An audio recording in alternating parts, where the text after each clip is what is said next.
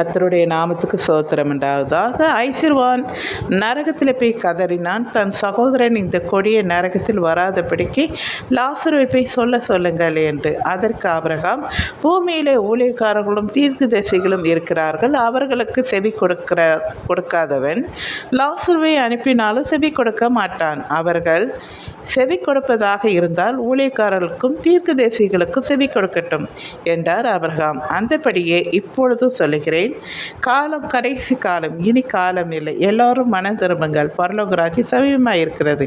எந்த நேரத்திலும் ஆயத்தமாயிருங்கள். ஆண்டவராக இயேசுவின் ரகசிய வருகை வரலாம், இல்லை நம்முடைய மரணம் வரலாம், இல்லை இயற்கை சீற்றத்தால் வருகிற உலக அழிவில் நாம் மரணத்தை சந்திக்கலாம். எந்த நேரத்திலும் சந்திக்க ஆயத்தமாயிருங்கள். நாம் கைவிடாதபடிக்கு மற்றவர்களையும் ஆயத்தமாக இருக்க சொல்லுங்கள். பிறகு நரகத்தில் ஐசிர்வான் கதறினது போல் கதற வேண்டிய அவசியம் இல்லை. புரிந்துதுங்களா? புரிந்திருந்தால் லைக் பண்ணுங்கள், மற்றவங்களுக்கும் ஷேர் பண்ணுங்கள். சரிங்களா? தேங்க்யூ.